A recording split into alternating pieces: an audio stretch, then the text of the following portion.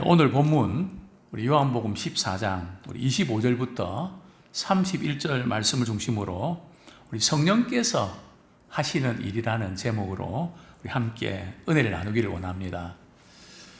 제가 목회를 하면서 늘 아쉬운 부분이 있다면 때로는 헤어질 때 잘 헤어져야 되는데 특별히 교회에 이렇게 왔다가 또 떠날 때 그 헤어짐이 아쉬울 때가 종종 있습니다. 물론 아름다운 이별도 있지만 서글픈 이별이 훨씬 더 많은 것 같습니다.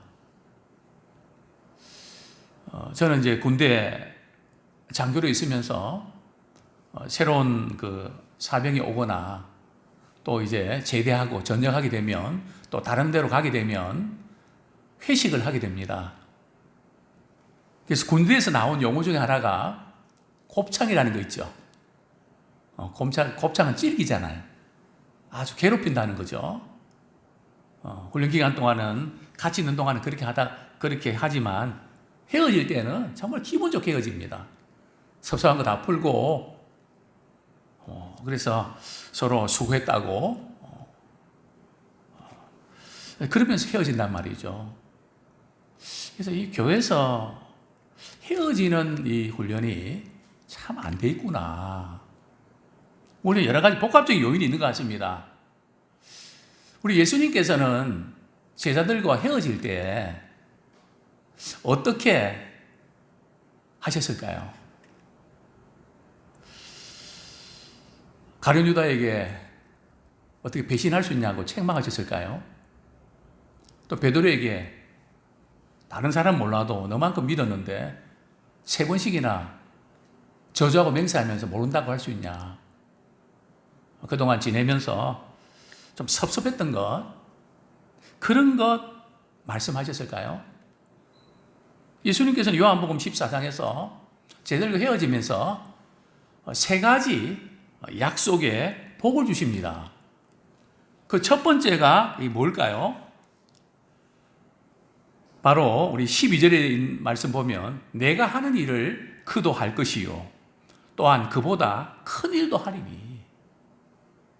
내가 이제 십자가에 못 박혀 죽고 이제 하나님 아버지로 가면 너희들이 내가 하는 일도 너희들도 하게 될 거야. 참 엄청난 약속이고 축복입니다. 정말 그 예수님이 승천의 이후에 그 빈자리 그 부분을 예수님께서 다 이렇게 제자들에게 책임져 주시는 약속을 주셨습니다. 두 번째 약속이 뭡니까? 우리 13절에 보면 너희가 내 이름으로 무엇을 구하든지 내가 행하리니. 즉 내 이름으로 무엇이든지 구하면 내가 이루어 주겠다. 응답해 주시겠다고 하는 그런 약속입니다. 자, 세 번째 약속은 어떤 약속입니까? 15절. 같이 읽겠습니다. 시작. 너희가 나를 사랑하면 나의 계명을 지키리라. 이렇게 너희가 나를 사랑하면 나의 계명을 지키리라. 이 말씀은 여러 가지 의미가 있지만은 너희가 사랑하게 된다는 거죠. 참 우리가 사랑해야 되는 거 알지만 참 이것이 쉽지 않은 것을 우리는 잘 압니다. 근데 내가 떠나면 너희들이 사랑할 수 있도록 해줄게.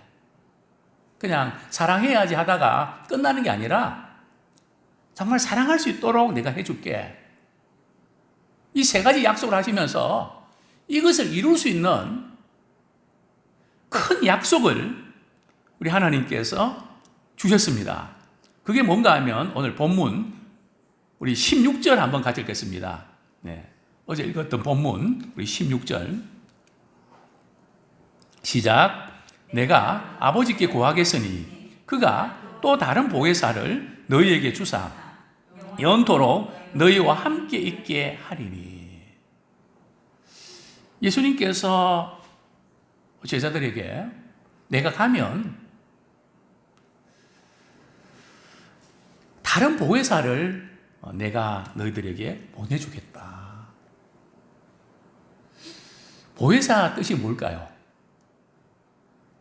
그래서 어떤 분들은 보혜사가 뭡니까? 그러면 어디 저기 충청도 어디 절이란 아닙니까? 뭐 좀 이거 사니까 무슨 뭐 절인 줄 알고 보혜사란 말 뜻이 뭘까요? 곁에서 변호해주는 그런 사람이라는 겁니다. 그런 역할을 하는 분이라는 거죠. 근데 왜 다른 보혜사일까요? 보혜사가 또 있는 걸까요? 자, 우리 요한 1서 2장, 요한 1서 2장 1절, 2절, 우리 신약 성경 388쪽입니다. 같이 한번 읽겠습니다. 시작. 나의 자녀들아, 내가 이것을 너희에게 쓰면 너희로 죄를 범하지 않게 하려 함이라. 만일 누가 죄를 범하여도 아버지 앞에서 우리에게 대언자가 있으니 곧 의로우신 예수 그리스도시라. 저기 보면 우리가 죄를 범하면 그 죄를 대신 하나님께 기도하는 중보자가 계신데 그분이 바로 대언자라는 거죠. 자, 우리 거기 보면 대언자 옆에 그 앞에 이 가로 이렇게 돼 있죠. 밑으로 쭉 내려가면 그 이가 뭡니까? 또는 보혜사 돼 있죠. 성경에 있습니까? 없는 또 성경도 있네요. 예. 이게 바로 이 대언자라고 하는 이 대언자가 성경 원문에 보면 보혜사라는 단어가 같습니다. 즉 우리가 죄를 범했을 때에 우리 죄책감에 빠질 때에 내가 이것밖에 안 되는가 낙심하고 내가 예수 믿어도 역시 나는 안 되고 막 이렇게 헤맬 때에 막 다들 손가락질하고 막 그렇게 할 때에 사단이 우리의 죄를 대해서 고소할 때에 예수님께서 이 사람이 그렇게 죄를 지은 거 맞다. 그러나 내가 이 사람의 죄를 위해서 십자가에 못 박혀서 죽었기 때문에 대신 못 박기 때문에 이 사람 죄는 깨끗하게 용서받았다. 변호사가 이렇게 변호를 해주는 그 역할이 대언자고 바로 보혜사라는 의미입니다. 저는 이 시간 우리 성도들이 그렇게 묻고 싶습니다. 지금까지 신앙생활을 해오시면서 성령께서 하시는 일에 대해서 한번 이야기해 보십시오. 이렇게 할 때 과연 몇 분 정도 이야기를 하실 수 있을까? 우리 하나님에 대해서는 이야기를 많이 할 수 있는데 또 예수님에 대해서도 이야기를 많이 할 수 있는데 성령에 대해서 실제로 경험한 것들, 체험한 것들, 성령은 체험입니다. 실제적인 경험입니다. 신앙은 이론만 되는 것이 아니고 경험과 같이 가야 됩니다. 그 신앙생활의 경험을 하게 하는 결정적인 역할을 바로 성령께서 해주신다는 거죠. 그래서 우리는 성령께서 지금 우리 가운데 일하시는 게 뭔지 이 부분을 우리가 좀 더 깊이 우리가 깨닫고 확인하는 시간 되기 원합니다. 자, 첫 번째, 성령께서는 예수를 믿게 하십니다. 이 세상에는 두 부류의 사람이 있습니다. 물론 세상에는 부유한 사람, 가난한 사람으로 분류하죠. 많이 배운 사람, 못 배운 사람, 뭐 갑질하는 사람, 뭐 이런 구분하지만 그건 세상적인 기준이고요. 우리 하나님께서 우리를 분류하실 때는 우리의 영이 죽은 사람이 있고 영이 살아있는 사람이 있습니다. 어제도 저는 우리 저녁 시간에 우리 강대상에서 기도할 때 참 아무교회 권사님은 우리 자녀들이 다른 거 다 잘하는데 그 영이 지금 죽었는지 살았는지 언젠가 우리가 주님 앞에 섰을 때에 천국 갈 수 있을지 지옥 갈지 그거 생각할 때 너무 아찔한 겁니다. 과연 그분은 이 부분에서 심각하게 기도하고 안타깝게 주님께 부르짖고 있을까? 그저 인간적으로 잘하고 그러니까 안심하고 있지 않나. 물론 우리 힘으로 안 되는 거 많이 있지만 우리는 안타깝게 주님께 부르짖고 기도할 때에 성령께서 그 마음을 움직여 주셔서 기적같이 믿게 하십니다. 그래서 우리는 이 부분에서 참 안타깝게 기도를 해야 되는데, 영이 죽은 사람이 이전의 우리의 모습입니다. 에베소서 2장 1절에 보면 허물과 죄로 죽은 우리를 살리셨도다. 그리스도께서 살리셨도다. 그래서 우리는 늘 우리 자신을 돌아볼 때에 뭐 경제적으로 좀 여유가 좀 있냐 아니면 어렵냐, 그 부분도 우리 생활에 많이 필요한 부분입니다. 또 자녀들이 잘 되고 안 되고 하는 것도 참 우리의 기쁨이기도 하고 슬픔이기도 합니다. 여러 가지 우리가 살아가면서 필요한 거 많죠. 사람들한테 인정도 받고 싶고 또 좋은 영향도 끼치고 싶고 뭐 그래야죠. 그러나 우리 그리스도인들이 제일 고민해야 될 부분이 지금 내 영적 상태가 침체기에 있지 않는가? 내가 지금 영적으로 지금 살아있나 죽어가고 있는가? 지금 퇴보하고 있는가 전진하고 있는가? 우리 영적 상태에 대해서 깊이 고민하고 정말 내가 영적으로 살아야 되는데 우리의 기도는 다른 거 아닙니다. 잘 되게 해주십시오 하는 거 필요합니다. 그러나 그 영혼을 하나님 살려주십시오. 영이 살아야 됩니다. 어떻게 해요? 예수를 믿을 때에 우리 영이 삽니다. 어떻게 우리 예수를 믿는가 하면 우리가 우리의 죄를 회개하고 참 부르짖을 때에 그때 성령께서 역사해 주셔서 예수님의 십자가 사건이 나의 것으로 믿게 해주십니다. 그것이 바로 성령의 역사라는 거죠. 우리가 제자 훈련 받고 지식을 잘 알아도 거듭나지 못하는 이유는 다른 게 아니고요. 뭐 교육 자체가 잘못되고 뭐 그런 게 아니라 그분이 성령 체험에서 회개하고 성령의 은혜를 경험할 때에 십자가의 사랑이 내 것으로 연결된단 말이죠. 우리는 머리에서부터 가슴으로, 가슴에서 우리의 발로, 삶으로 연결되기 원합니다. 그 역할을 바로 성령께서 우리에게 해 주시는 것입니다. 성령께서, 예수님께서 나의 죄를 위해서 십자가에 못 박히셨구나. 왜 나 같은 죄인을 위해서, 나 같은 죄인을 이렇게 사랑해 주시는가? 만물을 창조하시고 주인 되시는 그분이 왜 나 같은 사람을 위해서 사랑해 주시는가? 정말 그 사랑을 안다면 사랑을 베푸신 그분을 알고 싶은 겁니다. 우리가 정말 엄청난 사랑을 받았던 어떤 사람이 있다면 그 사람이 누군지 알고 싶지 않을까요? 때로는 부모가 자녀를 버릴 때에 자녀는 섭섭한 마음도 있지만 나를 낳아주시는 그 부모님이 어떤 분인지를 알고 싶지 않습니까? 그래서 찾지 않습니까? 물론 안 찾는 자녀도 있지만 나를 낳아주신 그분, 나를 위해서 영적으로 낳아주셨던 그 주님, 도대체 내가 뭔데? 그 사랑의 주님을 우리는 배우고 알고 사모하게 되는 겁니다. 그래서 성령께서 우리로 하여금 예수님을 믿게 해주십니다. 자, 두 번째로 성령께서는 진리를 깨닫게 해주십니다. 우리 17절 말씀 같이 읽겠습니다. 시작. 그는 진리의 영이라 세상은 능히 그를 받지 못하나니 이는 그를 보지도 못하고 알지도 못함이라. 그러나 너희는 그를 아나니 그는 너희와 함께 거하시며 또 너희 속에 계시겠습니다. 참 성령께서 진리를 깨닫게 해주십니다. 성령은 그 진리의 영이십니다. 그러니까 우리가 말씀을 깨닫는 것은 어느 정도 우리가 이렇게 성경을 읽으려 그러면 한글을 알아야 되겠죠.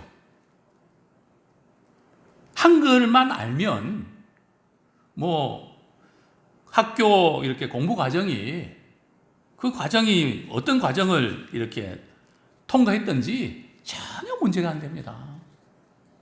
왜냐하면 진리의 말씀을 깨닫는 거, 물론 원문을 이렇게 읽고 해석하려고 그러면 그것은 뭐 목회자들이 또 하게 되고 요즘은 좋은 책들이 많으니까요. 우리 하나님의 말씀을 깨닫는 것은 성령께서 깨닫게 해주십니다. 절대 지식진과 상관이 없습니다. 제가 목회하면서 좀 큰 교회에서 교육 전도사로 이렇게 사역을 하면서 중고등부의 교사들이 한 20명 정도 됐는데요.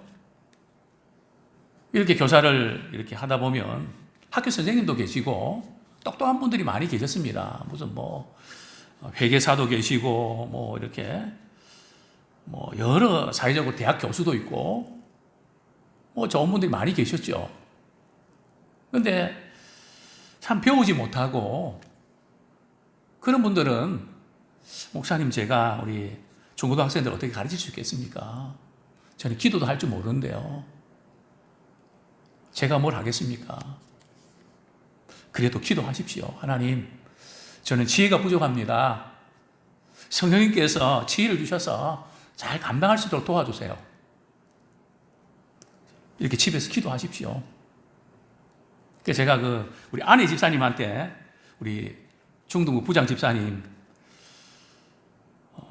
우리 중등부를 위해서 기도를 하고 있습니까? 이렇게 물어보면 이불을 뒤집어 쓰고 소리가 나가면 좀 창피한가 봐요. 이불 뒤집어 쓰고 하나님 우리 중등부 학생들 하나님 은혜 주시고 이번 수련회 가서 은혜 많이 받고 오게 해주세요. 기도를 오래도 하는 거 아닙니다. 순박하게 기도합니다. 근데 놀라운 것은 나 못 배우고 나 잘 모르지만 주님 의지하고 주님 사랑하는 그분들이 열매가 있습니다. 물론 지식적으로 많이 알고 이런 분들은 열매가 없다는 건 아니고요. 그분들도 정말 주님을 사랑하고 영혼을 사랑하는 마음으로 하게 되면 열매가 있죠. 말씀드리고 싶은 것은 우리 진리를 깨닫는 것은 성령께서 깨닫게 주신다는 거죠. 차원이 좀 다르다는 겁니다. 근데 세상 사람들은 성령 받지 못합니다. 왜요? 영적으로 죽어 있으니까. 성령 받는 사람은 예수님을 믿는 사람입니다. 벌써 그 사람에게 성령이 역사하시는 걸 알 수 있는 비결은요, 영적인 반응을 보면 압니다. 찬양 드릴 때에, 기도할 때에, 말씀 들을 때에 정말 그 말씀에 부딪혀서 가슴이 뜨거워지면서 회개하고 확신이 생기고 또 어떻게 해야 되겠다 하는 지혜도 생기고 이런 것을 경험하게 됩니다. 우리 성령은 진리의 영이십니다.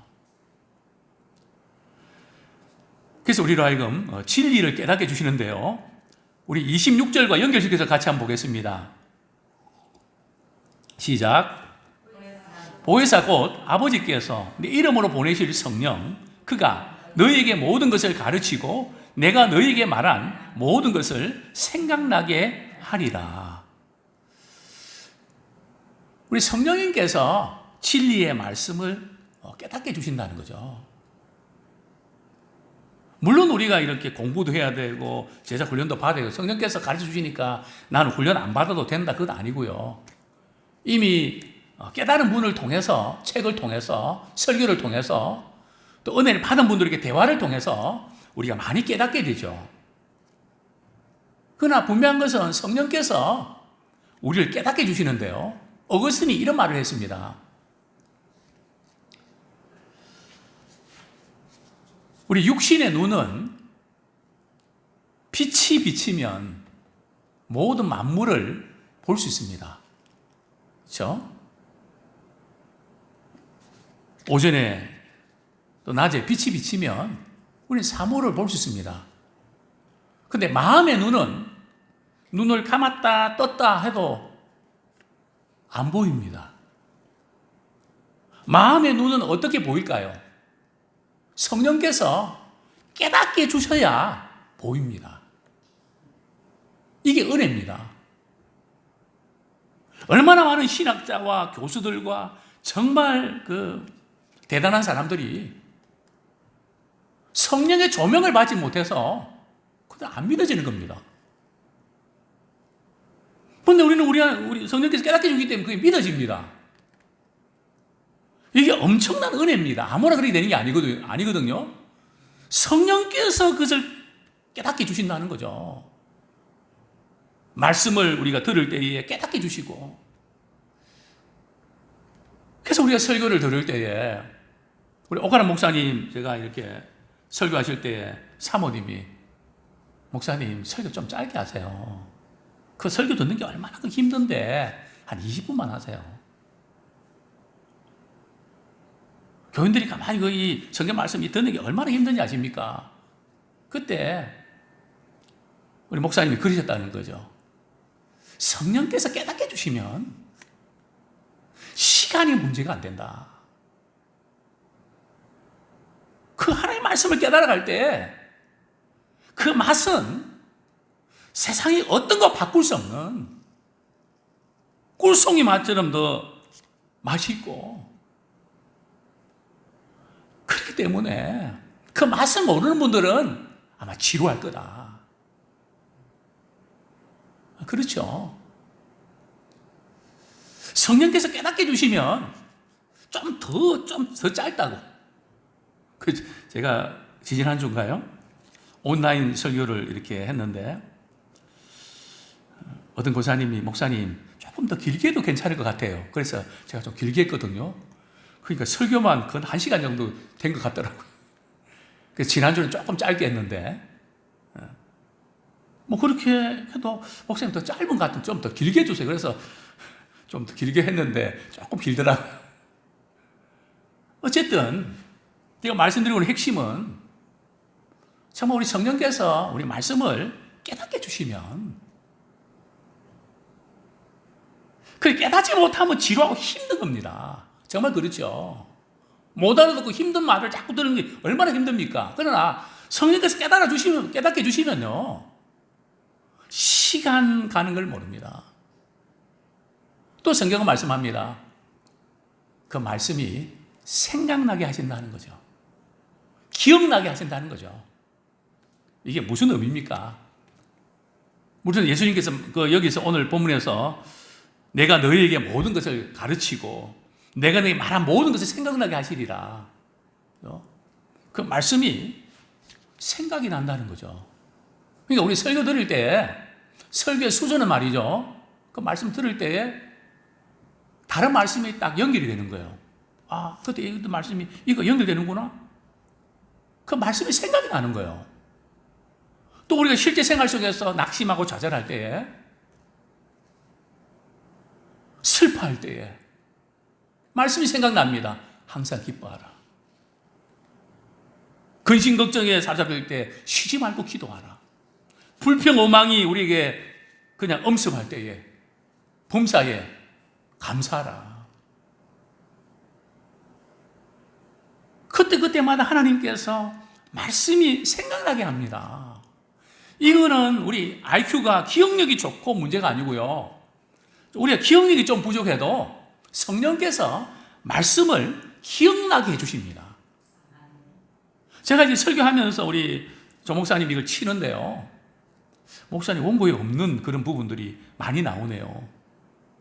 우리 설교하는 도중에 성령께서 그 말씀을 생각나게 해주십니다. 그래서 우리 성도님들이 목사님 기도를 많이 해주시면 하나님, 오늘 우리 목사님을 통해서 제게 꼭 필요한 말씀을 주시옵소서. 그리고 그 말씀 주실 때에 내가 지금 안고 있는 문제와 그 말씀이 이렇게 크로잡돼서 정말 그 말씀 속에서 내가 중요한 결정을 하는데 빛이 되게 해주시옵소서. 성령께서 그렇게 연결해 주신단 말이죠. 그래서 이럴까 저럴까 하는 마음으로 왔지만 말씀 딱 듣고 내 마음은 정해졌습니다. 아, 우리 성령님께서 이렇게 하기 원하시는구나. 딱 판단이 섭니다. 이 역할을 성령께서 해주신다는 거죠.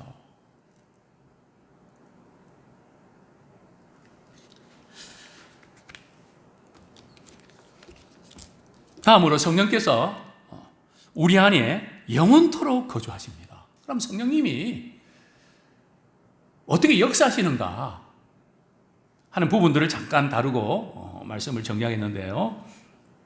자, 우리 17절 말씀 같이 한번 읽겠습니다. 시작.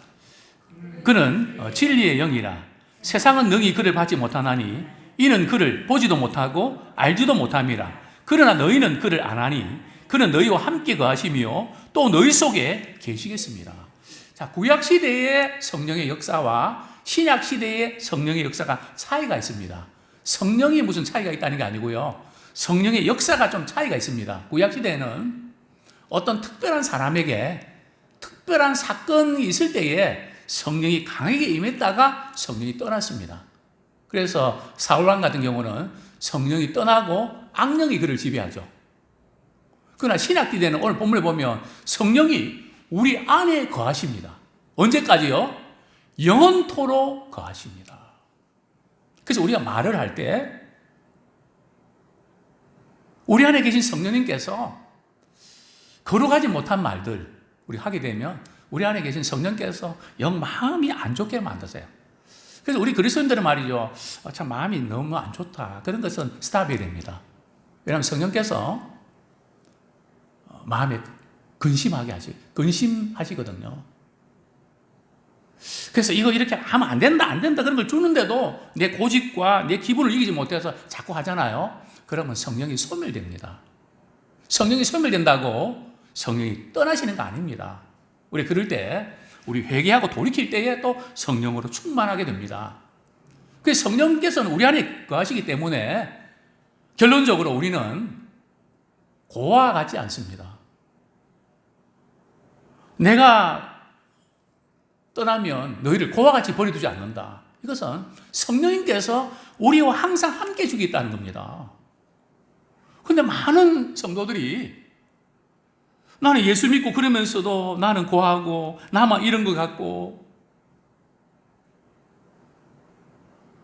세상 사람들은 외롭고 허전하면 스마트폰 그냥 정보 검색했다가 껐다가 검색하고 또 TV도 그냥 채널 계속 바꿔가면서 뭔가 하지 않으면 불안하거든요. 근데 우리는 우리 안에 성령님이 계시기 때문에 주님이 함께 하시기 때문에 든든합니다. 그분이 아시기 때문에 우리는 힘을 낼 수 있습니다. 우리 안에 성령님이 늘 계셔서 우리와 동행하십니다. 우리가 너무나 힘들고 어려울 때 말할 수 없는 단식으로 우리를 위해서 기도해 주십니다.